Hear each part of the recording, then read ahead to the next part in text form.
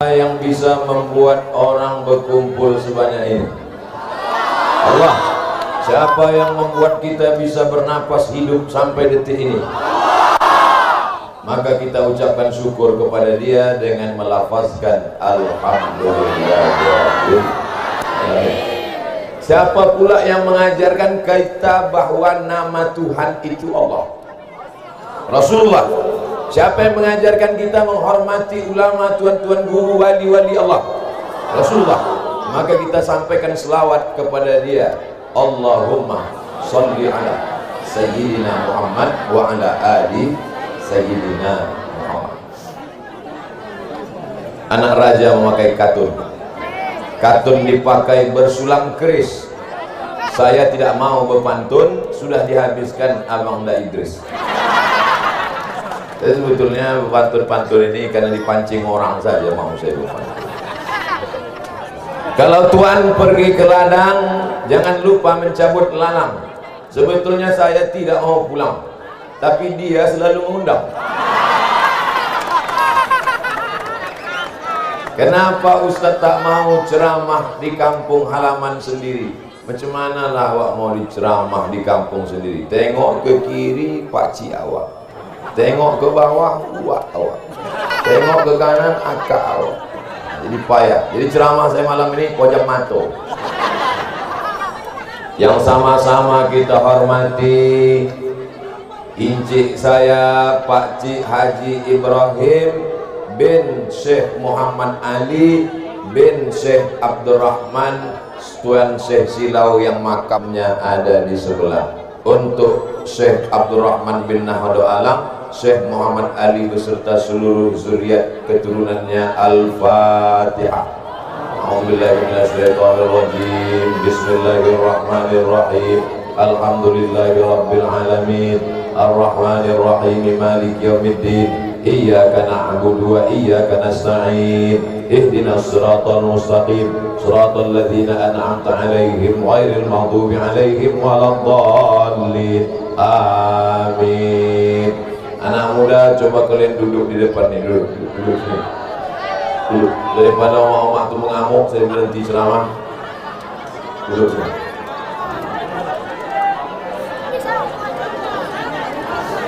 Saya ceramah nih dari Papua sampai ke Australia. Tapi rasanya yang paling payah mengatur jamaah di kampung awak pula. Udah. Janji tak jangan mengamuk lagi, janji bisa? Bisa? Kalau tak bisa, tak jadi ceramah. Bang, geser sini.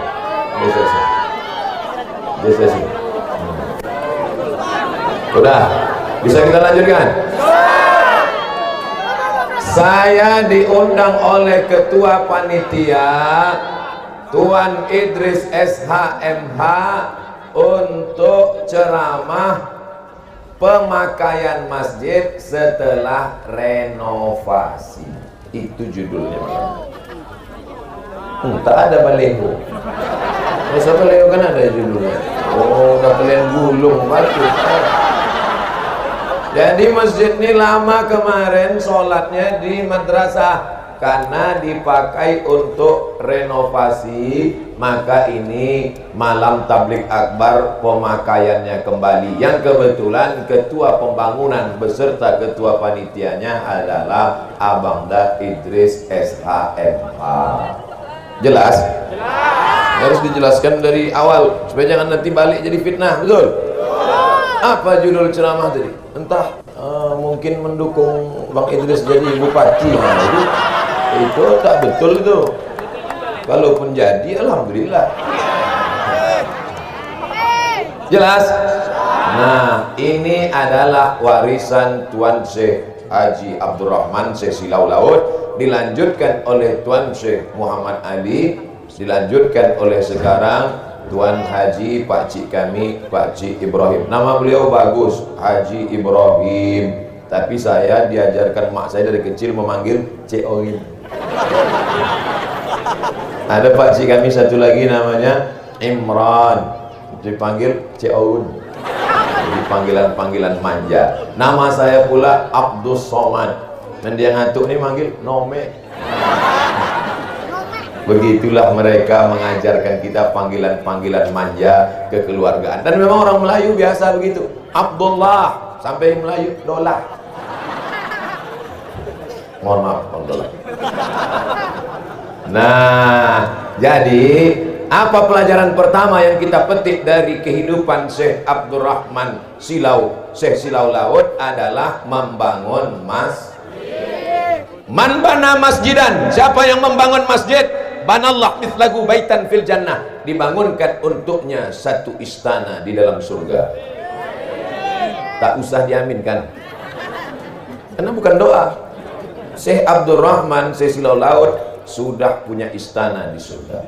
Malam ini kita sedang mengukur diri kita. Kita punya apa tidak? Mengangguk. Artinya apa? Setiap jamaah yang hadir malam ini mesti punya niat sebelum mati pernah membangun masjid. Yang kecil pula bilang insya Allah. Bangga kita. Insya Allah. Makanya yang anak-anak muda, semangat kalian jadi bisnismen. Ini saya tengok wajahnya wajah-wajah kreditor. Anak-anak muda ini yang akan melanjutkan perjuangan Tuan Syekh Abdurrahman, akan membangun 1 juta masjid di seluruh Indonesia. Nih, umur kita pendek, 63 tahun meninggal dunia. Tuan Syekh umurnya panjang, lebih daripada itu. Tapi sekarang beliau meninggal tahun 1941. Makanya kalau ziarah tengok tulisan itu tahun berapa meninggalnya. 4 tahun sebelum Indonesia merdeka beliau sudah meninggal, tapi amalnya mengalir sampai malam ini, karena semua yang sholat di masjid ini pahalanya mengalir untuk beliau. Inilah orang yang cerdas. Dibangun rumah megah mewah, dibawa mati? Tidak. Tapi kalau dibangun masjid dibawa mati, pahalanya mengalir. Siap anak-anak muda bangun masjid? Ada duit plan? Masya Allah, tabarakallah. Ustadz jangan underestimate sama kami, jangan sepele Ustadz. Memang muka kami tak berduit, tapi kantong kami lebih parah lagi. Saudara yang dimuliakan Allah SWT. Nih, saya penceramah yang tak pandai cerita ngalor ngidul. Ada penceramah nih semua dibahasnya, dari mulai presiden sampai pentil sepeda bisa dibahas.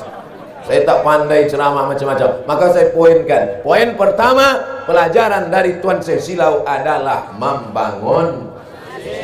Dulu waktu saya kecil, ini masjid ini kayu. Masuk pintunya 2, satu kiri, satu kanan. Daun pintu itu kalau ditutup begini, daun pintu kiri, daun pintu kanan, kalau ditutup begini ada lubang di tengah. Itulah tempat saya menyuruh. Di atas ada kubah, di bawah kubah itu ada papan. Dulu kami naik ke atas, tidur siang di papan. Tapi hari ini kenangan itu tak ada lagi karena sudah menjadi batu. Tapi kenangan tak boleh membatu.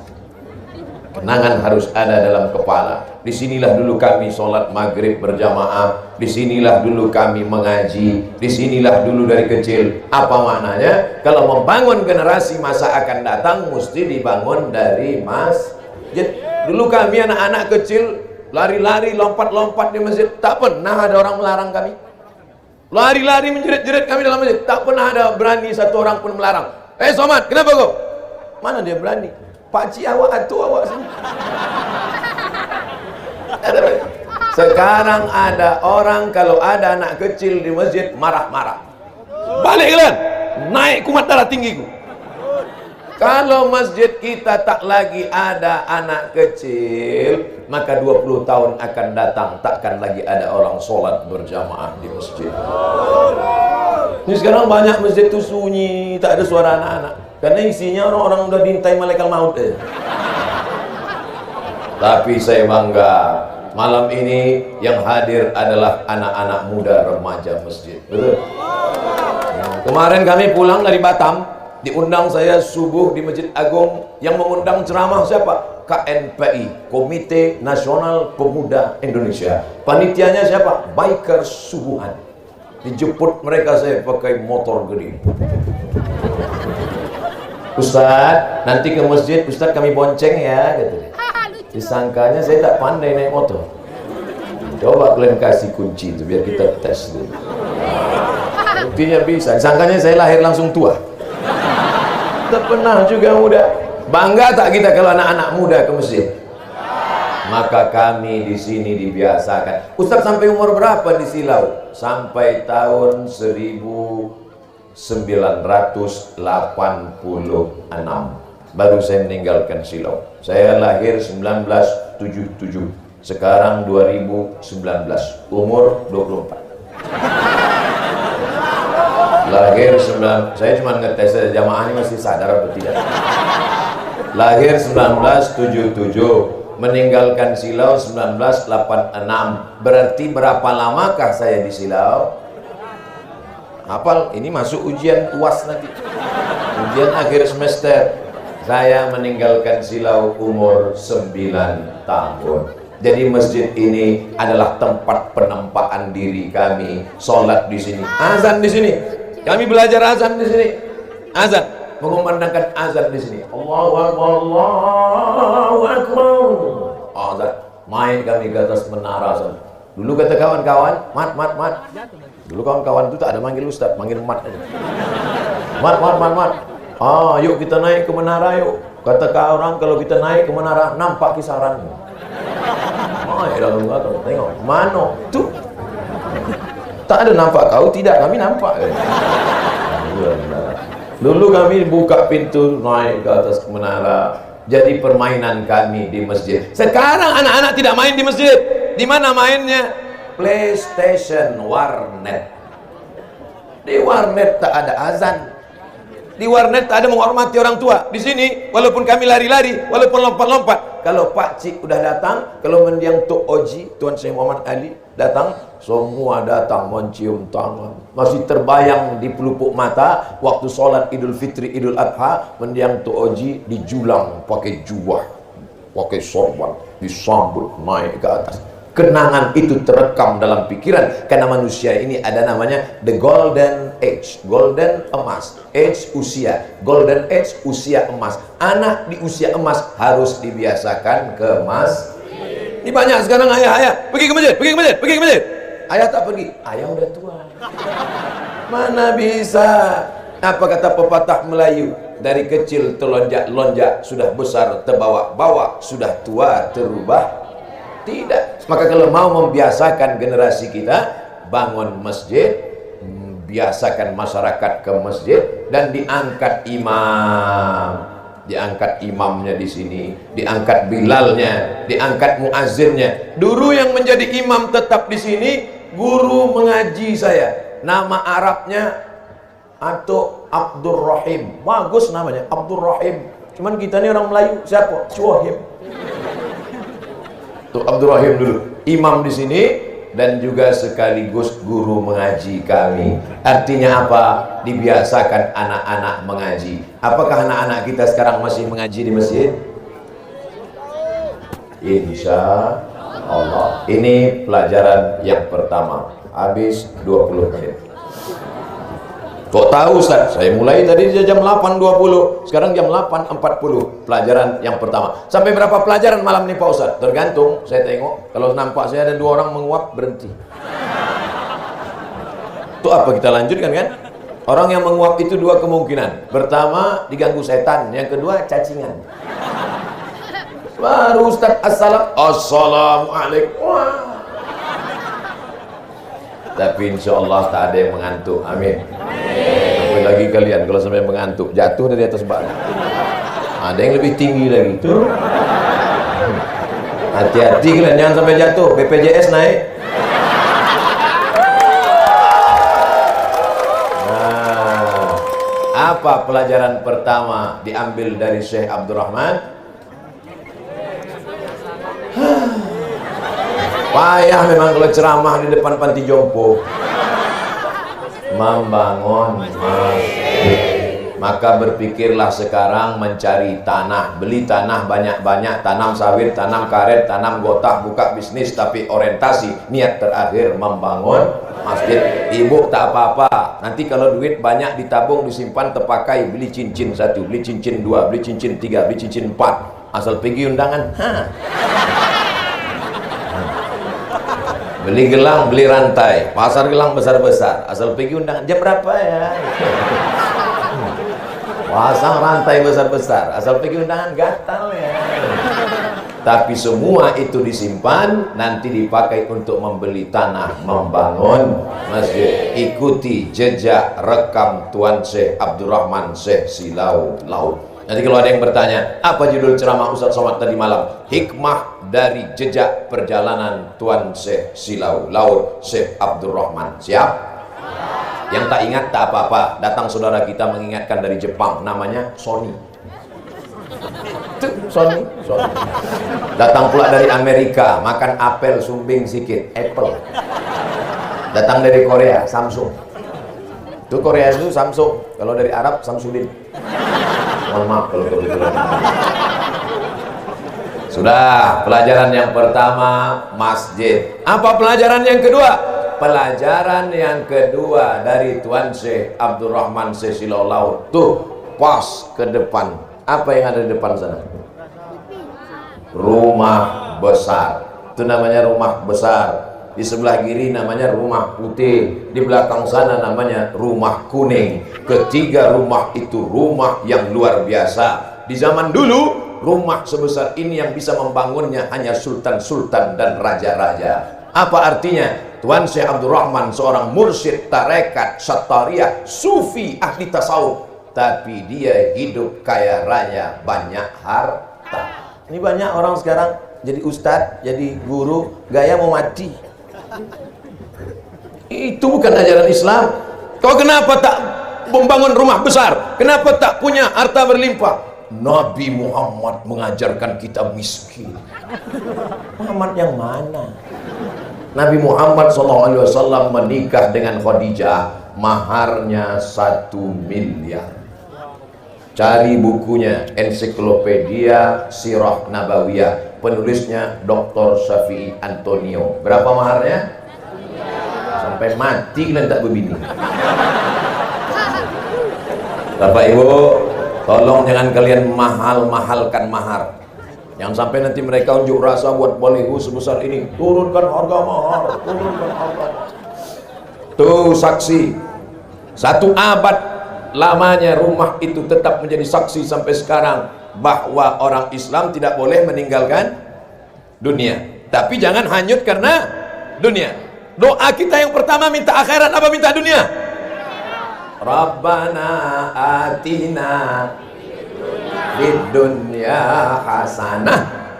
Syekh Abdurrahman Syekh Silau Laut, fid dunyanya hasanah wa fil akhiratinya hasanah. Mana buktinya fil dunya hasanah? Tuh rumahnya besar.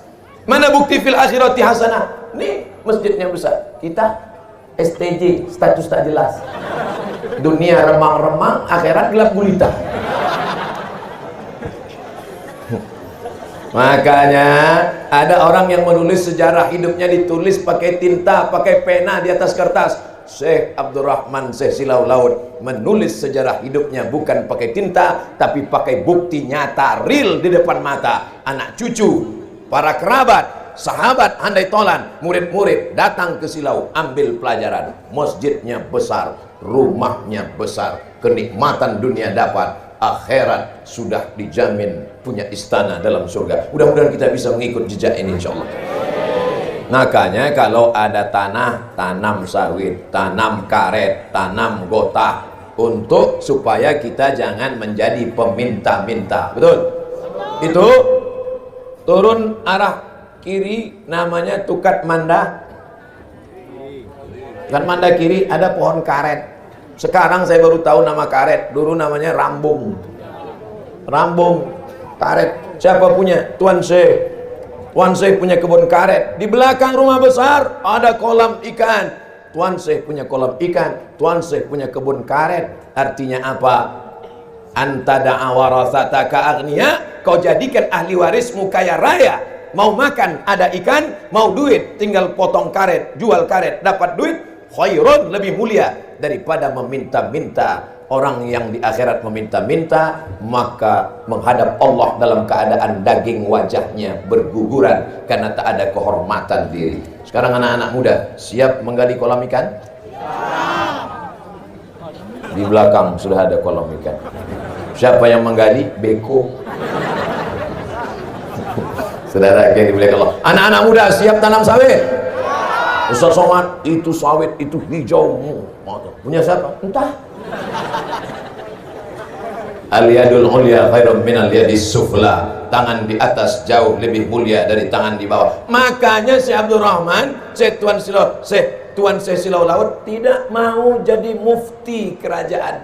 Karena kalau jadi mufti kerajaan, ditunjuk kiri, tunjuk kanan sultan penguasa. Ambo sultan, kata si Abdul Rahman, aku yang berkuasa itu tidak meminta-minta kepada manusia, meminta hanya kepada Allah. Itu yang diajarkannya kepada murid-muridnya, kepada anak cucunya. Jangan minta kepada manusia, jangan minta kepada hamba, meminta kepada Allah Subhanahu wa taala. Pesan itu dari mana dapat dia? Dari hadis Nabi Muhammad sallallahu alaihi wasallam. Idza sa'alta fas'alillah. Kalau minta kepada Allah. Wa idza sta'anta fasta'in billah. Kalau minta tolonglah kepada Allah. Sudah berapa yang saya jelaskan? Dua. Pertama, masjid. Yang kedua, rumah. Orang Islam harus punya rumah tempat bernaung.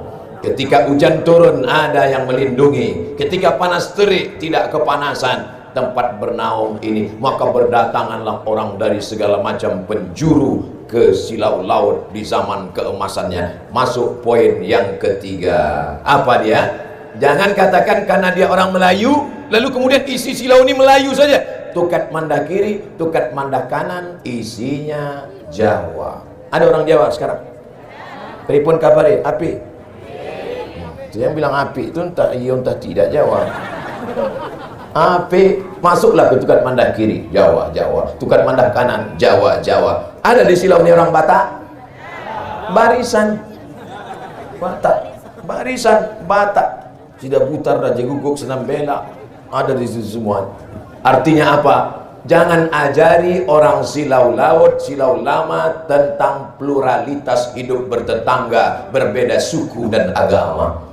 Karena kami sudah dibiasakan menghormati perbedaan di negeri ini. Bahwa pernah terjadi clash, biasa. Bak kata pepatah orang Melayu, sedang telur ayam disangka lagi tersentuh, apalah lagi hati manusia. Tapi sepanjang umur saya, 42 tahun saya hidup, terbuka umur 42. Tak pernah saya lewat memutar ke Pekan Minggu. Kenapa putar Pekan Minggu? Tak berani lewat barisan karena terjadi perang. Seumur saya tak pernah terjadi. Apa maknanya? Silau mengajarkan wala ana abidum ma'abattum wala antum abiduna ma'abud lakum dinukum. Ini pelajaran. Kalau mau belajar tentang pluralitas, kalau mau belajar tentang menghormati orang lain, datang ke Silau Laut. Betul? Bangga kita melihat iklan-iklan di YouTube sekarang. Silau Laut mendunia katanya. Sebetulnya kurang lengkap. Silau Laut mendunia dan mengakhirat. Karena selamat di dunia belum tentu jaya di akhirat. Tapi anak-anak muda memang harus begitu. Silau Laut mendunia kata dia. Akhirat sudah di depan mata. Karena kalau cerita akhirat pada anak muda nanti hilang semangatnya. Gimana anak muda? Siap kita membangun rumah besar? Tak usah Pak Ustaz, mau mati aja. Saudara yang dimuliakan Allah Subhanahu wa taala, apakah ada orang di Silau Laut ini kalau datang orang luar, orang asing, bukan Melayu, bukan Islam, pancung kepalanya, campakkan kepalanya di kanal, jadikan kepalanya santapan ikan paus ditambur tulang? Ada? Ada. Di sini kita diajarkan menghormati manusia. Bahkan di Silau ini bukan cuma manusia dihormati, bahkan binatang-binatang pun dihargai, dihormati. Tak boleh berburu sembarangan, tak boleh membunuh binatang sembarangan. Makanya ada acara buka bondang, tutup bondang, ada acara. Dulu padi-padi tetap subur, tidak ada hama wereng yang datang. Kenapa? Tidak dipakai pestisida untuk membunuh wereng, tapi cukup dengan ratib. Syekh Abdul Rahman Silau Laut mengajarkan ratib. Tahu ratib? La ilaha illallah, la ilaha illallah, la ilaha illallah. Saya masih mendengar ratib itu di masjid ini. Orang-orang tua-tua, tuan-tuan guru, tuan-tuan syekh, tuan-tuan khalifah meratib sampai bergetar. Apakah ratib zikir kuat itu bisa mengusir setan? Bisa atau tidak bisa? Bisa. Dari mana Ustaz tahu ratib zikir mengusir setan? Kalau sudah azan di kumandangan, lari setan tunggang langgang digah-gugah. Allahu Akbar. Oh, lari setan semua. Itulah mengapa zikir itu kuat. Ini banyak orang sekarang zikir pulang. Kata setan, kau serius apa tidak nih? Mungkin lo kau serius, aku cabut gitu ya. Kalau cuma ecek-ecek bertahan aja di sini gitu. Apa kata Syekh Abdul Wahab Asy-Sya'rani? Berzikir itu bergoncang dari mulai ujung rambut sampai ke ujung kaki. Pestisida tak dipakai, padi tetap menguning. Kemana pergi hama wereng? Diusir dengan zikir memohon ampun kepada Allah. Allah menghilangkan hama-hama. Ini yang ngomong kan karena Ustadz Somad kampungnya sendiri apologi membela diri. Bukan, yang ngomong gini adalah seorang ketua Persatuan Tani Indonesia Sumatera Utara. Berjumpa dengan saya, Ustadz Somad, sekarang alam kita ini sudah rusak. Ikan dibunuh pakai setrum. Dulu ikan itu yang mati ikan tua saja dipancing. Sekarang pakai setrum, dikontak, cucu cicit ikan mati kontak. Habis. Banyak ikan-ikan hamil prematur keguguran karena kontak. Dulu ikan sepat siam itu buat serak-serak, telur ikan. Saya masih ingat waktu kecil makan telur ikan luar biasa. Saking banyaknya telur ikan itu dimakan, kentut pun telur ikan. Kemana ikan-ikan itu hilang? Akibat ulah tangan manusia. Padi tumbuh subur menghijau, bisa memenuhi kebutuhan kita sendiri. Sekarang disemprot dengan pestisida, rusak alam. Akhirnya padi yang kena pestisida ini dibawa ke kilang padi, tapi racunnya sudah masuk ke padi, masuk rice cooker, disuap. Allahumma barik lana fima razaqtana wa qina adzabannar. Yang dimakan ternyata nasi campur pestisida. Nasinya jadi kotoran, pestisidanya menjadi penyakit cancer. Apa itu cancer? C-A-N-C-E-R. Kata orang barat cancer. Orang kita payah bilang cancer. Apa dia? Kanker. Kanker kulit, kanker tulang, kanker usus. Gara-gara apa? Racun-racun yang ada. Dulu bersih. Kenapa? Karena ulama meminta kepada Allah, lari semua. Oleh sebab itu maka bukan orang Batak yang damai di silau laut, bukan orang Jawa saja yang damai di silau laut, tapi hama-hama, binatang-binatang pun dia diusir, dihalau, bukan dibunuh, disakiti dan dihabisi. Makanya jangan pernah takut datang ke silau laut. Insya Allah datang selamat, pulang dalam keamanan, damai dan tentram. Insya Allah, amin. Orang silau laut tidak pernah mencari musuh, tapi kalau berjumpa pantang untuk lari. Sekali layar terkembang surut untuk berpantang, takkan melayu hilang di bumi. Betul? Oh, saudara yang dimuliakan Allah Subhanahu wa taala. Pelajaran pertama, masjid. Pelajaran yang kedua, rumah. Pelajaran yang ketiga, hidup bertetangga, bersahabat, penuh dengan keharmonisan. Beda suku dan agama bangsa bisa didamaikan. Kalau tak ada orang Melayu, orang Batak barisan dengan orang Jawa pasti berkelahi. Kalau tak ada orang Melayu mendamaikan. Kata orang Jawa, kamu jangan nikah sama orang barisan, jauh derajat kita jatuh. Masa dari emas langsung jadi tulang? Datang orang Melayu menjelaskan, emas itu artinya abang, tulang itu artinya pak cik paman. Jadi itu hanya panggilan saya. Oh, ngono ya mas. Artinya apa? Hidup damai, tentram, adem, ayem. Jadi kalau ada orang mengatakan orang silau laut ini radikal, orang silau laut ini tidak harmonis, orang silau laut ini tidak bisa hidup bersama, tidak bisa pluralitas, tidak bisa menerima orang lain. Nih buktinya, tanah ini, setiap jengkal tanah silau laut ini, kalau mau diukur-ukur hak miliknya adalah milik Tuan Syekh Abdurrahman Syekh Silau Laut. Betul? Kok betul? Langsung Tengku Adil Kesultanan Asahan memberikan, wahai Tuan Syekh Silau, inilah tanah yang kau kuasai, batasnya dari sini kemari, dari sini ke sini. Itu kalau sekarang diurus ke BPN, Badan Pertanahan Nasional, Tuan Sri Laut orang terkaya di dunia, dan semua orang yang tinggal di sini meminjam bayar upeti tanah kalau hidup zaman sekarang. Tapi beliau tidak tamak, tidak rakus, tidak serakah. Tanah itu dimiliki, dipancang, dikuasai. Tapi orang mesti sadar diri, tahu diuntung, paham tentang sejarah masa lalu. Halakam ru'un lam ya'rif qadrahu. Orang yang celaka adalah orang yang tidak mengetahui sejarah masa lalunya. Betul? Nah, selesai 45 menit. Cepat ternyata ceramah di Siro Laut. Insya Allah jam saya normal, tidak sakit. Kalau ada bapak ibu yang merasa cepat, berarti sudah terpukau. Nah, pertama masjid, kedua rumah, ketiga manusianya harmonis, yang keempat tuh, dulu itu bertangga, tangganya batu, atasnya kayu. Apa dia? Madrasah. Bahasa Arabnya madrasah. Tapi orang Melayu susah nyebut madrasah. Apa tuh? Mendosah. Tempat kenduri, tempat berzikir. Orang Silau menyebut mendosah. Orang Besilam sebut lebih singkat lagi, dosa. Di Besilam ada dosa tinggi, dosa hati, dosa bawah. Artinya apa?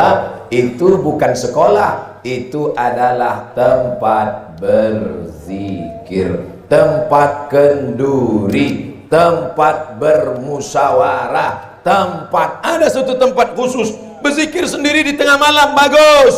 Tapi berzikir beramai-ramai membangkitkan semangat. Makanya kalau ada orang kerasukan setan, diganggu jin, maka dizikirkan dia, bacakan ayat kursi ke telinganya kuat-kuat. Allahu la ilaha illa huwal hayyul qayyum. Mana mau jin keluar? Pelan sekali bro, kata dia. Ajalah kuat zikir, macam tak bertenaga aja, macam tak makan 3 hari, kata dia. Maka diajar anak-anak ini berzikir. Ada namanya tarekat Naqsabandiyah, diambil dari Syekh Bahauddin Naqsabandi. Ada namanya tarekat Sattariyah, diambil dari Syekh Abdullah Sattari. Ada namanya tarekat Syaziliyah, diambil dari Syekh Abdul Hasan Asy-Syazili. Ada namanya tarekat Ar-Rifaiyah, diambil dari Syekh Ahmad Ar-Rifai. Ada namanya tarekat Al-Burhamiyah, diambil dari Syekh Ibrahim Ad-Dasuqi. Ada namanya tarekat At-Tijaniyah, diambil dari Syekh At-Tijani Al-Maghribi dari Maroko. Ini semua tarekat adalah jalan berzikir untuk mengingat Allah Subhanahu wa ta'ala. Man la syaikha lahu fasyaitanu syaikhuhu. Siapa yang tak berguru, setanlah gurunya. Makanya mesti berguru. Ini banyak orang berzikir tak berguru. Ustaz Somad, ada yang mau saya tanya sama Ustaz. Selesai saya pengajian, datang ibu-ibu bawa tasbih kayu. Ustaz, saya mau nanya sama Ustaz, 4 mata bisa nggak? Ini rahasia. Saya bilang, Bu, jangankan 4, 3 pun bisa. Aman. Gini Pak Ustaz, saya kan ikut majelis zikir nih. Setelah saya zikir itu Ustaz, saya bisa tahu siapa tamu yang akan datang ke rumah. Saya bisa tahu kalau membelok naik mobil siapa yang ada di balik bukit. Saya bisa tahu semua yang tersembunyi, yang tersuruh bisa saya tengok. Wah, cemas pula saya. Saya tanya baik-baik, Ibu punya guru enggak? Tidak Pak Ustaz. Setelah tahu berzikir menengok yang aneh-aneh ini, makin ingat Allah, makin takut Allah, atau makin lalai? Jawab jujur. Terus terang Ustaz, setelah menengok yang aneh-aneh ini, makin lalai saya dari Allah. Setan, gara-gara tidak berguru. Makanya Tuan Syekh Muhammad Ali mengambil Pak Cik Haji Ibrahim mengambil zikir dari Syekh Muhammad Ali. Syekh Muhammad Ali mengambil zikir dari Syekh Abdul Rahman. Syekh Abdul Rahman mengambil zikir dari Syekh Daud Fatani, Thailand. Syekh Daud Fatani mengambil zikir sampai ke Abdullah Sattari, sampai kepada Sayyidina Ali, sampai kepada Nabi Muhammad, sampai kepada Jibril, sampai kepada Allah Subhanahu wa ta'ala. Di mana dikembangkan zikir itu? Dulu saya kecil, tempat kenduri, tempat makan, tempat berkumpul, tapi ternyata juga tempat membina murid-murid untuk berzikir. Sekarang banyak orang berpikir tapi tak mau berzikir. Orang kalau hanya berpikir sombong, angkuh. Tapi kalau sudah seimbang antara fikir dan zikir, antara zikir dan fikir, berusaha saja tak mau berdoa, sombong. berdoa saja, tak mau berusaha. Pesong. Tuan saya itu kan hanya berzikir saja Pak Ustaz. Nah, Tuan saya berzikir, tapi Tuan saya juga berfikir. Apakah orang ahli zikir itu ada karomah-karomahnya? Ya, Syekh Abdurrahman Silau, karomah-karomah yang diberikan Allah Subhanahu wa taala luar biasa. Tak satu dua orang cerita, tapi yang cerita itu bukan anak cucu keturunannya, orang lain bercerita ke saya. Ketika saya sedang jumpa dengan orang tarekat Naksabandiyah di Riau, lalu dia tanya saya, Ustadz Somad dari mana? Saya dari Riau Pak. Lahirnya di Silau. Kenal dengan saya Silau? Tahu sikit-sikit. Ustadz, dulu ada orang makan ikan, tiba-tiba tulang melintang di lehernya. Terus dimintakan air putih ke Tuan saya Silau, diminumnya, hilang tulang itu Pak Ustadz. Tahu Ustadz cerita itu? Tidak, kata saya. Kalau mak kita yang bercerita, kalau ayah kita cerita, apologi, menceritakan datuk sendiri, menceritakan. Yang bercerita ke saya itu orang lain yang menceritakannya. Di kelas, waktu saya sekolah di Muallimin Medan, datanglah Ustadz Hafiz Yazid. Kenal Ustadz Hafiz Yazid? Masyhur, ulama besar, ustadznya para ustadz. Cerita dia di kelas, apa kata dia? Ketika musabaqah qasidah di Tanjung Balai, juara Piala Presiden Khaidir Emyus, juara nomor 1, membacakan qasidah. Tala sawghi li tayyibatit tayyibati, keluar darah dari leher. Sihir, santet. Siapa yang membawa? Hantu jembalang tanah, suster ngesot, setan. Datang utusan dari Tanjung Balai ke Silau. Syekh Abdurrahman sudah meninggal dunia. Datang Syekh Muhammad Ali, cukup dengan sorbannya saya dikibarkannya begini, berhenti darah itu, sehat. Ternyata karomah diberikan Allah, bukan pada orangnya. Sorbannya pun kalau sudah meninggal takut setan.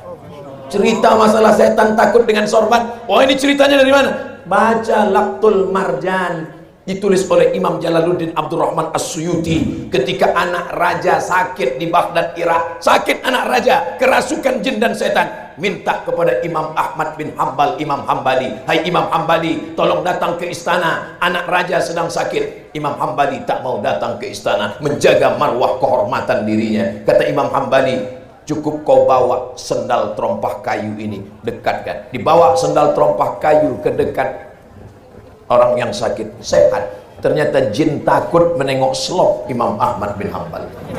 Baru menengok selopnya dia takut, apalagi orangnya. Kita sekarang jangankan selop, jangankan sorban, kita bacakan di depan dia Allahu la ilaha illal qayyum, di ludahnya juga Allahu la ilaha illal qayyum la ta'khudhuhu sinatun wa la nawm. Masa setan ngusir setan? Mas bro, sesama setan dilarang saling mengusir, tahu? Karena perbuatan kita 11-12 dengan perbuatan setan. Ini yang cerita tentang keutamaan karomah, ini bukan anak cucunya, tapi orang lain. Saya mendengar langsung dengan telinga saya tentang kemuliaan-kemuliaan Syekh Silau Laut. Jadi yang dicari itu bukan karomahnya, tapi dengan berzikir, dengan fikir, Allah Ta'ala berikan kemuliaan. La yazalu abdi yataqarrabu ilayya bin nawafil. Kalau hambaku itu mendekatkan diri kepadaku dengan ibadah-ibadah sunat, banyak dia berzikir, hatta uhibbah, aku cinta kepada hambaku itu. Fa idza ahbabtuhu, kalau aku sudah cinta kepadanya, fa akunu ainahu yubsiru bihi, aku akan memandang dengan pandangannya, aku akan mendengar dengan pendengarannya, aku akan melihat dengan penglihatannya. Maka Allah berikan dia karomah. Karomah. Tanya kepada tuan-tuan guru, tanya kepada zuriat-zuriat. Masjid, rumah, hidup harmonis antar suku dan agama, zikir, tempat madrasah, mengasah hati supaya lembut mengingat Allah Subhanahu wa ta'ala. Berikutnya yang kelima. Loh, ini Ustaz kok nggak berhenti-berhenti? Tak ada yang menguap. Kalau mau berhenti, nguap lah. Yang kelima adalah masjid, madrasah. Antara masjid dan madrasah ada makam Syekh Abdurrahman. Dulu waktu saya kecil, Kalau ditanya kepada mak, kenapa makam Tuan Syekh itu pakai rumah, mak? Ustaz tanya, atuk kau dulu mengaji kitabnya 3 kereta lembu. 3 kereta lembu maksudnya di Makkah mengaji kitab fikih, mengaji usul fikih, mengaji tafsir, mengaji hadis. Orang tua kita tak bisa menjelaskan, padahal dalilnya ada. Itu bukan kelemahan mereka, karena sudah diketahui secara umum. Yang pertama kali membangun fustat, tenda di atas makam adalah Sayyidina Umar bin Khattab. Dibangunnya di atas makam supaya apa? Supaya orang teduh di bawah untuk berziarah. Awalnya fustat. Fustat itu bahasa Arabnya kemah. Nah, jadi makam di bawah dibangun kemah. Makanya membangun kemah, membangun kubah di atas makam hukumnya mubah, tapi bisa jadi haram kalau tanah itu tanah wakaf. Abdul Somad dimakamkan di tanah wakaf, tiba-tiba dibangun kubah di atas, dibuat rumah, haram, karena orang lain nanti tak bisa makam di situ, karena itu tanah wakaf umat Islam. Sekarang saya tanya, itu tanah makam Syekh Abdurrahman tanah wakaf atau tanah pribadi punya dia? Pribadi punya dia. Makanya mengaji asal usul kaji, paham baru bicara. Nah, ini kadang kita ini sudah menghukum. Oleh sebab itu maka fustat dibuat pertama kali oleh Sayyidina Umar ibnul Khattab radhiyallahu anhu. Bapak ibu kalau pergi ke Mesir, tengok makam Imam Syafi'i, tengok makam imam-imam besar, tengok makam Imam Al-Busiri, tengok pula makam Imam Sahibul Hikam, tengok pula makam para wali-wali Allah. Maka ini semua menunjukkan amal mereka itu berdasarkan amal para sahabat yang disebut dengan sunnah. Amal sahabat itu juga disebut dengan sunnah. Bedanya sunnah Nabi, tapi ada pula sunnah sahabat. Sunnah sahabat. Makanya hadis itu ada hadis marfu, ada hadis mauquf, ada hadis maqtu. Berziarah ke makam. Assalamualaikum ya ahlan diyar minal mu'minin wa inna insyaallah bikum lahiqun yarhamullahul mustaqdimina wal mustakhirin nas'alullah lana wa lakumul afiyah. Masuk berziarah ke makam, baca doa. Assalamualaikum ya ahlan diyar minal mu'minin wa inna insyaallah bikum lahiqun yarhamullahul mustaqdimina wal mustakhirin nas'alullah lana wa lakumul afiyah. Kalau hafal, kalau tak hafal gerak-gerakkan aja mulut. Kalau ziarah pertama dibaca Al-Fatihah. Setelah Al-Fatihah Qul huwallah 11 kali. 11 kali. Setelah itu Qul a'udzu birabbil falaq. Setelah itu Qul a'udzu birabbin nas. Setelah itu ayat kursi. Dari mana ini Ustaz? Baca kitab Tazkirah yang ditulis oleh Imam Al-Qurtubi. Apakah orang yang meninggal itu tahu kita datang? Bukan sekedar tahu, dia menjawab salam kita. Karena kalau tidak tahu dia dan tidak menjawab salam, untuk apa diajarkan Nabi melewati makam salam? Assalamualaikum ya ahlal kubur. Masuk akal mengucapkan salam pada batu nisan? Masuk akal mengucapkan salam pada pokok kayu? Mengucapkan salam kepada roh yang menjawab. Bahkan sebagian jasadnya utuh, tak dimakan cacing tanah. Siapa itu? Nabi. Innallaha harramal arda ajsadal anbiya. Allah mengharamkan tanah memakan jasad para nabi. Makanya salam itu ada 3. Salam pertama wajib dijawab, salam saya tadi. Assalamualaikum warahmatullahi wabarakatuh. Jawab semua. Salam yang kedua tak boleh dijawab. Itulah salam imam waktu salat Isya tadi. Assalamualaikum warahmatullahi wabarakatuh. Kita boleh jawab. Ya boleh jawab. Waalaikumsalam. Salam yang ketiga kita tak ingin mendengar jawabannya. Itulah kalau kita ziarah ke makam. Assalamualaikum ya ahlal kubur. Coba kalau kita dengar jawabannya, pingsan kita. Tak sampai ilmu kita ke sana. Tapi Nabi, apakah Nabi mendengar jawaban mereka? Nabi bisa berdialog, Nabi bisa bercerita. Apa kata Nabi sallallahu alaihi wasallam?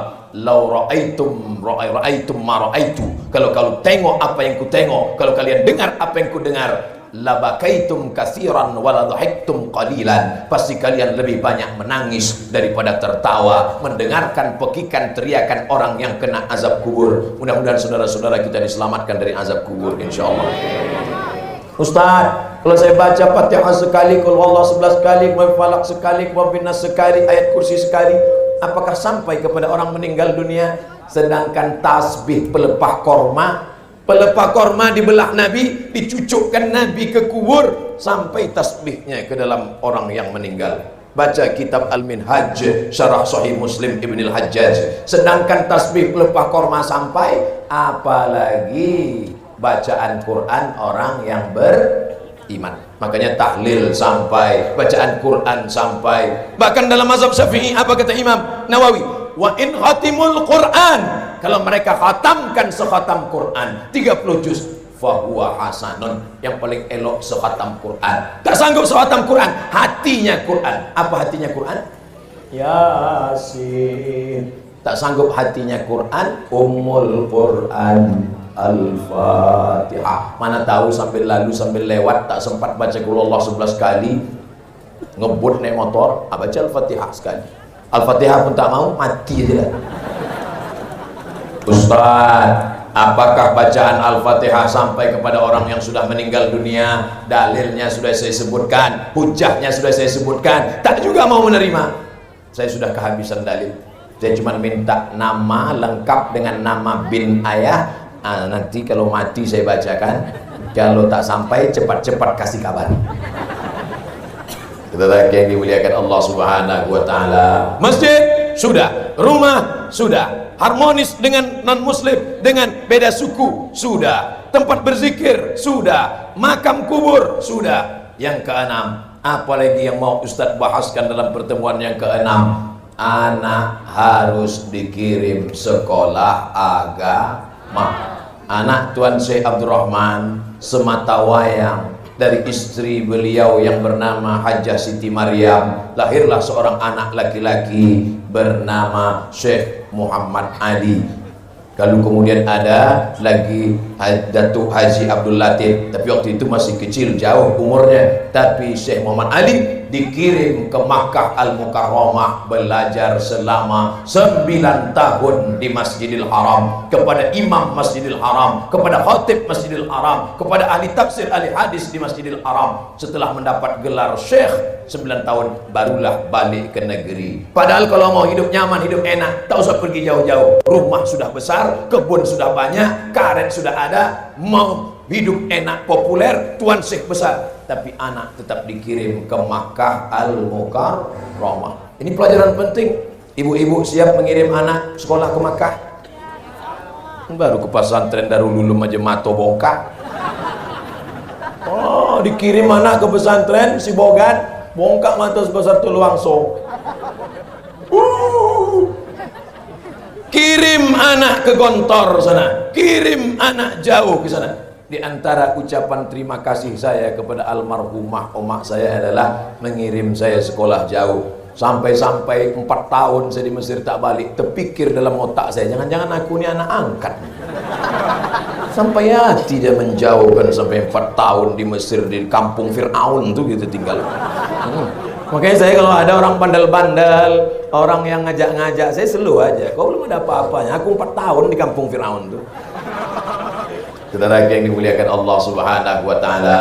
Anak juga begitu. Walaupun kalian sematawayang, anak kesayangan, kalau dikirim sekolah jauh, ingat Tuan Syekh Abdul Rahman mengirim anaknya Tuan Syekh Muhammad Ali, pendidikan agama paling utama, benteng terakhir anak, selamat dari narkoba, selamat dari perbuatan haram, selamat dari sabu-sabu, selamat dari perbuatan mungkar, selamat dari pacaran, selamat dari buka hijab. Benteng terakhirnya adalah sekolah agama. Siap memasukkan anak ke sekolah agama? Awas kalau tak kalian masukkan. Ini anak masukkan SMP, jam 12 keluar, cabut, beli lem kambing. Error. Tempeleng sama Pak Kapolsek, lepak. Saya tidak takut sama Pak Kapolsek. Saya hanya takut pada Allah. Cocoknya jadi pukul kan kepala ke batang kelapa dulu, dia tahu. Inilah anak-anak mabuk pertamak, tak ada duit mabuk bensin, tak ada mabuk solar, tak ada juga kopi dicampur sama spiritus, mati. Tapi insya Allah anak-anak muda ini sehat-sehat semua. Tuh di belakang 1 jam saya membelakangi kalian, tak ada kalian unjuk rasa. Sekarang sudah jam 9:15. Ini sudah keluar dari kode etik 600 ml. Saudara yang dimuliakan Allah Subhanahu wa taala, di kampung inilah besarnya Abang Da Idris SHMH. Jadi yang saya cerita, apa maksud Ustaz cerita tadi? Cerita tentang kampung dia. Jadi beliau dibesarkan di masjid, bermain-main Ustadz pula. Karena beliau selalu mengenalkan dirinya, ini UAS, ini UIS. UAS Ustadz Abdul Somad, UIS Ustadz Idris Silau. Ini kampung halaman, lalu kemudian merantau. Tapi beliau tidak mau menetap tinggal di sini. Begitu beliau sudah selesai SD, terbang sejauh mata memandang. Di hari petang dia tetap tahu di mana sarang tempat pulang. Kalau ada orang hebat karena bapaknya hebat, biasa. Tapi kalau orang biasa-biasa menjadi luar biasa, from zero to hero.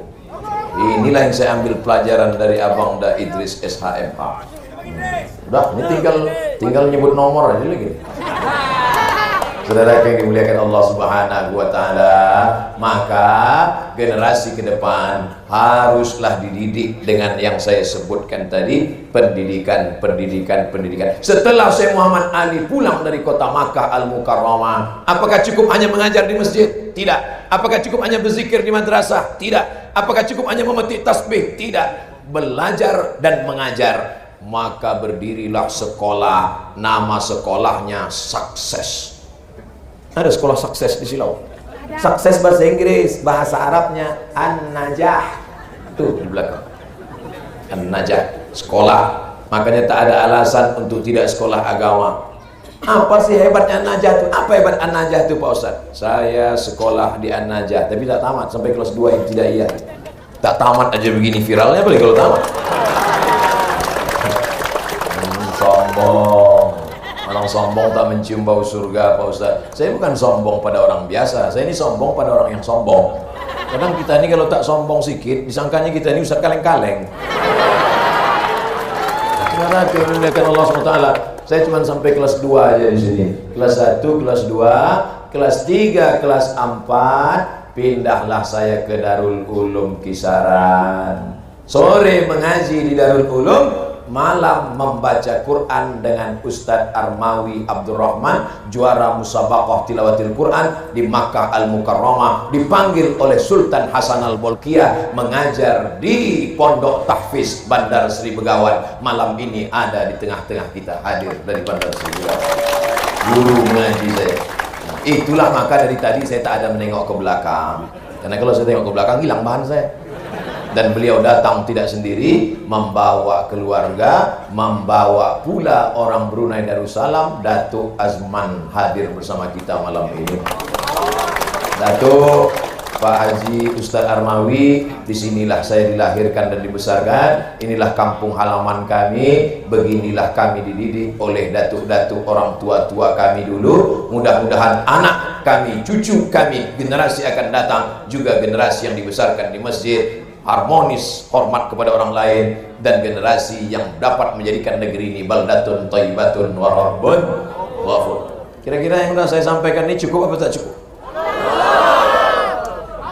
Ada satu tulisan dari Fakultas Pertanian USU, Universitas Sumatera Utara. Cari nanti di Google. Dosen USU, bukan IAIN. Dosen pertanian, bukan dosen fikih tafsir hadis agama. Dosen USU Fakultas Pertanian mengkaji tentang kontribusi Syekh Silau dalam pembangunan aspek pertanian ketika zaman keemasan Silau. Bagaimana beliau bercocok tanam, mengajarkan tanam padi, tanam karet, tanam getah. Kenapa dia tak tanam sawit? Bibit belum ada waktu itu. Tapi karetnya masih hidup sampai hari ini. Kolam ikannya masih ada sampai hari ini.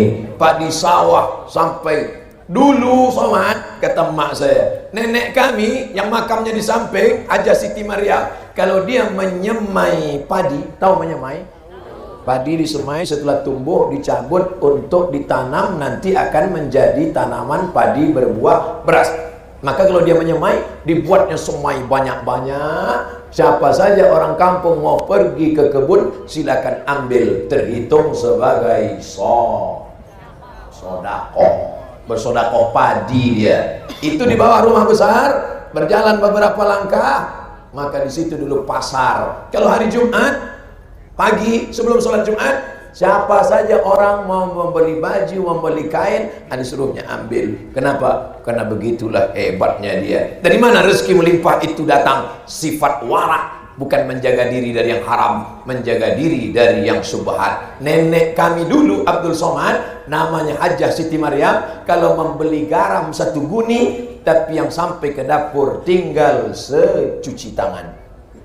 Garam seguni bisa secuci tangan? Disamaknya. Karena takut dia garam itu pernah dijilat anjing dan dijijakkan kaki anjing, sama Arab. Tolong angkat tangan siapa yang pernah menyamak garam. Patutlah anak kita hatinya bebal, tak dapat menangkap kaji. Patutlah rezeki tak mau turun, makan haram dan syubhat. Dia bukan haram, garam yang khawatir kena jilat anjing.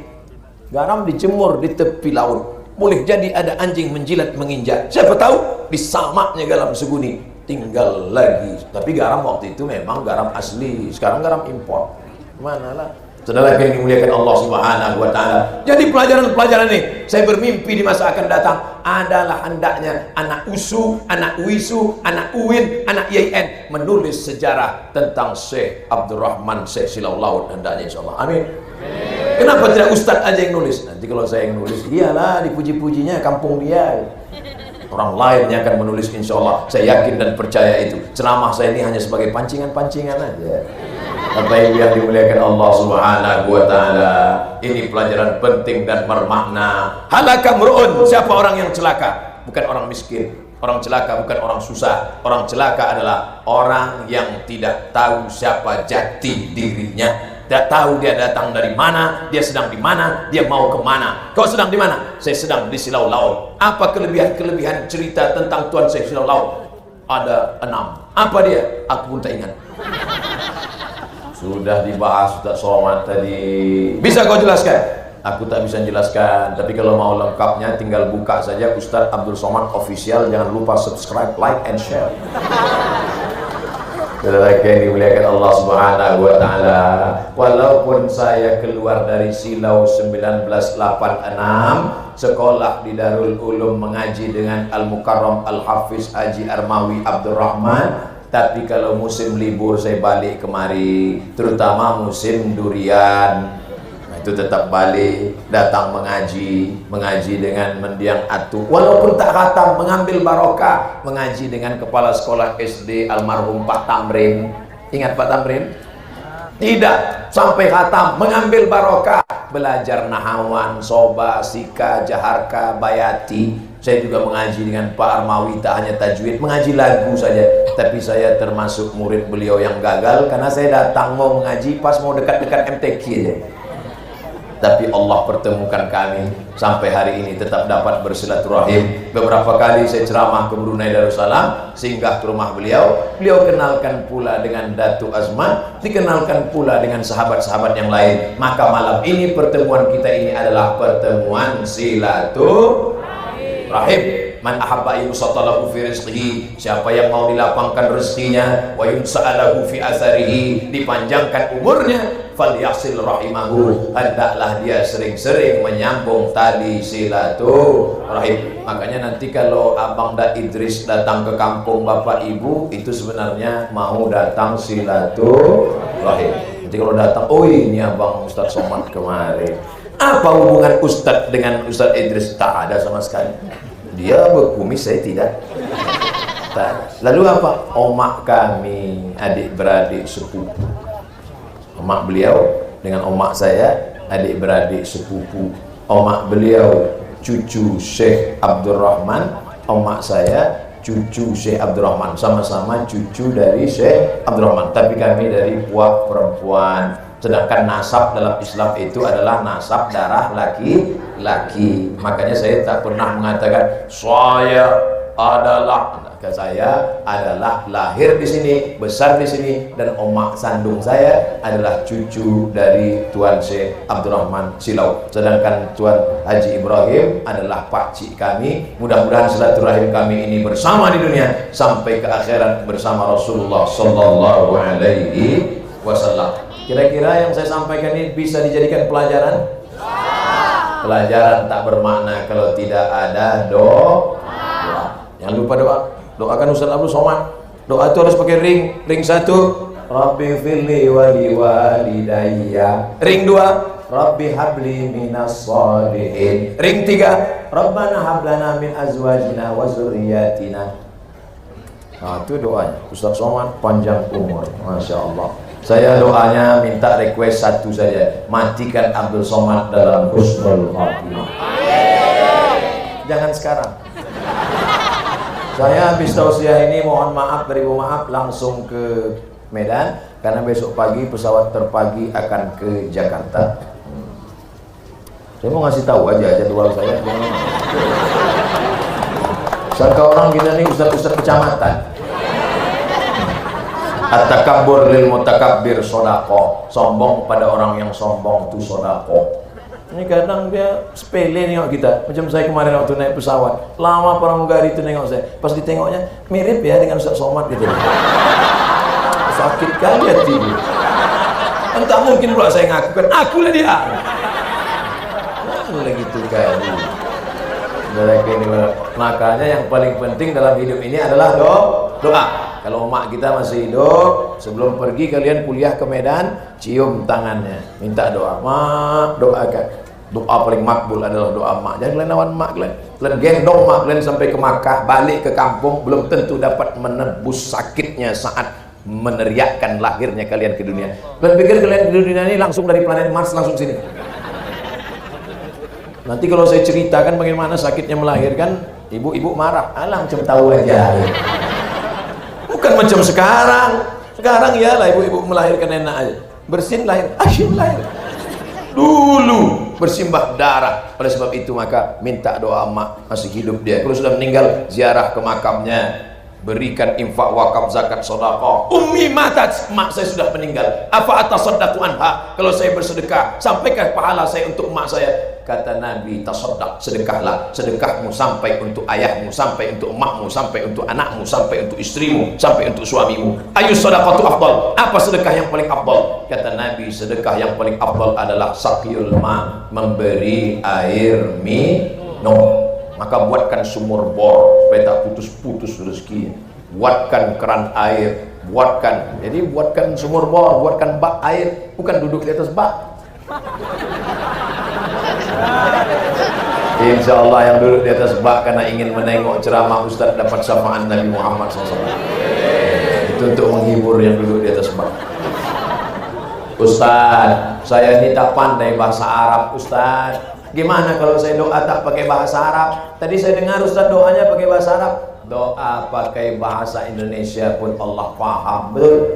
Ya Allah, panjangkan umur kami ya Allah, sehatkan kami ya Allah. Kata mak saya tak pernah dengar, tapi kata mak saya, mat, dulu di Silau ini ada namanya si Fulan, doanya bahasa Indonesia. Dan doanya itu masuk akal aja. Ya Allah, pagi ini mau pergi ke sawah, jangan sampai kami ditimpuk manggo, jangan sampai kami ditimpuk kelapa, jangan sampai. Bagus. Apa doa susah-susah? Ini dikarang doa, pas tanya, paham? Tidak. Doa, apalagi ibu-ibu. Ibu jangan asal mengaminkan doa bapak tuh. Amin, amin. Nanti kejadian baru tahu. Tengok, mereka ada senyum-senyum, tak habis doa. Doa, ya Allah, mudah-mudahan saya bisa selesai skripsi semester 7 ini ya Allah. Cepat sidang bisa S2 ya Allah. Cukup begitu saja. Ini pula, Ustaz saya doa bahasa Indonesia tak bisa. Terserah bahasa Jawa. Ya Allah, iki pojone rong teko kene terserah. Doa tak boleh terlalu detail. Ini ada pula orang berdoa ini terlalu detail. Ya Allah, ini ada mau menjual tanah satu rantai berbatasan dengan Pak Kades sebelah kiri anggota dewan, depan jalan harga masih nego. Doa tak pula mesti harus diucapkan semua, tapi tak pula didiamkan semua. Ini ada yang berdoa, ya Allah, rasanya tak perlu kusebutkan satu persatu, karena aku yakin kau tahu yang ku mau. Apa? Kita berdoa, Allahumma ja'alil hayata ziyadatan lana fi kulli khair. Kalau kau takdirkan besok pagi aku hidup jadi amal soleh, panjangkan umurku ya Allah. Tapi kalau kau takdirkan dengan mati malam ini berhenti dari buat dosa, maka matikanlah aku malam ini ya Allah. Takut? Apa pula takut? Kita tak perlu takut pada mati. Yang kita takutkan apa yang kita bawa mati. Tapi jangan gara-gara ini kalian balik tak tengok lampu merah lagi. Razia prit. Kenapa ada lampu merah? Kita tak perlu takut pada mati. Yang kita takutkan adalah apa yang kita bawa mati, Pak Polisi. Rasional, bukan irasional. Betul anak muda? Maka banyak-banyak berdoa. Doa tak boleh dikapling. Ini ada orang doa kapling. Allahumma arhamni wa Muhammadan wa la tarham ma'ana ahadan. Ya Allah, rahmati aku dan Muhammad, yang lain jangan. Mana bisa doa bersama-sama. Ya Allah, panjangkan umur Ustaz Somad ya Allah. Sampaikan segala niat baik Bang Haji Idris ya, Haji Idris. Mudah-mudahan dia bisa haji dan kembali nanti menjadi Haji Idris SHMH ya Allah. Sampailah segala hajat cita-citanya ya Allah. Walaupun mau disebutkan juga boleh juga, jadi entah jadi apalah ya. Allah Subhanahu wa taala. Bapak Ibu yang dimuliakan Allah Subhanahu wa taala. Kenapa lah tenda ini warna pink? Itu pertanyaan-pertanyaan yang tak perlu ditanyakan. Kalau mau bertanya, yakinkan pertanyaan itu menambah iman dan amal. Ini banyak Ustaz, ada yang saya tanyakan serius nih Ustaz. Apa? Nabi Adam sama Hawa nikahnya bapak kuahnya. Macam tak ada bahan aja lah. Bangga saya malam ini. Yang mengawal saya FPI. Kelas berapa anakku?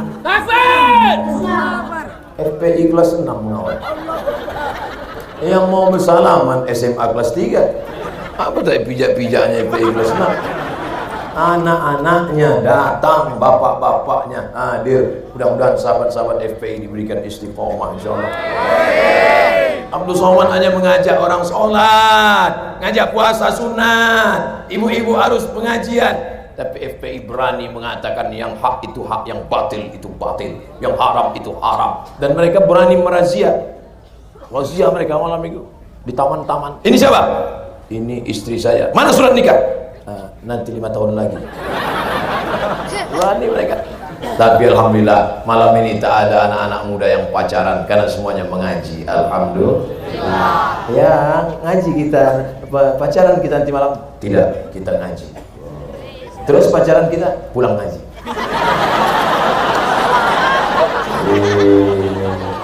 Ini pasrah tapi tak rela. Maka setelah pengajian harus ada perubahan. Yang berubah bukan casingnya, yang berubah bukan bentuknya. Jangan saling ejek mengejek. Ada di antara kawan kita setelah pengajian celananya jadi pendek. Jangan diejek.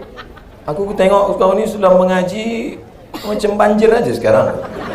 Ini sudah ngaji naik kaki celana nih. Bagus loh dia ngaji daripada dia pakai sabu-sabu. Betul? Bagus. Jangan diejek-ejek. Ini yang berjenggot dengan tak berjenggot ngejek. Ku tengok kau sudah ngaji ini berjenggot macam kambing ku tengok. Kata yang berjenggot, aku kambing kau anjing gitu. Berkelahi anjing sama kambing. Yang ketawa siapa? Babi.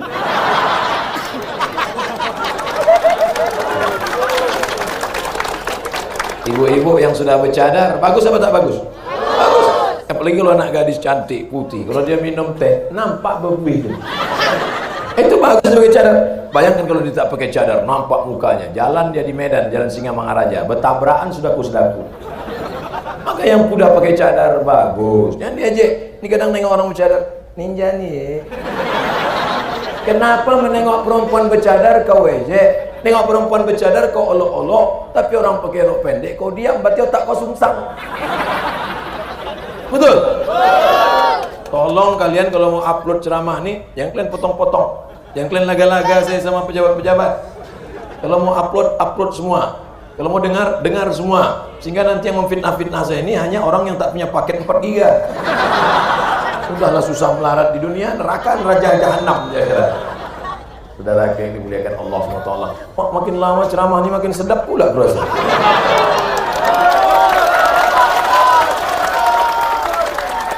kalian yang enak mendengar, aku sudah tegak bercakap lagi. Kalian ya duduk, kalian duduk mengangok, ngantuk-ngantuk sedikit. Aku toga, udah letak minum. Mudah-mudahan pertemuan kita ini pertemuan yang mendatangkan rahmat dan barokah. Tapi nanti kalau balik jangan tinggalkan sampah di silau. Janji? Semua sampah-sampah itu masukkan ke kantong bawa balik. Buanglah mantan pada tempatnya. Mantan bekas tempat air minum, bekas tempat makan, campur kan. Ya, nanti balik dari sini bos serak. Hebat tabligh akbar tadi malam. Apa hebat? Itu sampah. Islam itu mengajarkan kesucian dan kebersihan. Betul? Islam bersih. Dulu waktu kecil itu tangan kami dipukul pakai roll. Tahu roll? Mistar, penggaris dari kayu pula tuh. Oh gini, pukul. Oh, waktu itu belum ada pembela budak-budak nih. Sekarang kan KP, Komisi Perlindungan Anak. Biru-biru muka guru ditinju model. Dulu kami periksa kuku tak boleh panjang. Sekarang anak-anak sekolah saya tengok kuku udahlah panjang hitam pula. Hitam. Bertamu kita di rumahnya dikasihnya bakwan. Enak ya. Apa resepnya? Rupanya mengacau bakwan tadi. Bayangkan ya tak lalu makan. Tapi kita diajarkan suci bersih. Bulu ketiak dicabut. Bulu ketiak bukan dicukur. Kalau dicukur tumbuh kasar. Apa yang ingin Ustaz sampaikan ini? Islam mengajarkan sampai perkara-perkara detail yang tersuruh dan tersembunyi dibahas dalam agama Islam. Apalagi masalah kekuasaan, apalagi masalah amar ma'ruf nahi mungkar. Jadi apa maknanya? Yang disampaikan Abdul Somad malam ini selama 90 menit itu hanya 0,1 dari ajaran Islam. Makanya nanti kalau ada pengajian dengan Habib Fulan, datang Ustaz Yahya Walone hadir, datang Ustaz Anan At-Taki datang. Pokoknya kalau ada pengajian 4D, datang, duduk, dengar, diam. Ngantuk-ngantuk sedikit, menguap, tahan-tahan kan. Kadang ada yang sampai menahan menguap nih biru mukanya. Allah Subhanahu wa taala. Insyaallah anak-anak muda yang merekam ini masuk surga sama HP-HP-nya sekali. Ada pula gambar saya tuh. Oh, dilukis nampaknya. Itu lukisan asli atau internet punya? Asli lukisan. Masya Allah, tabarakallah. Mudah-mudahan Allah balas kebaikan saudaraku, insyaallah. Rambutnya panjang pula anak muda. Saya sangka perempuan tak berjilbab kan? Maju dia ke depan mau menyerahkan.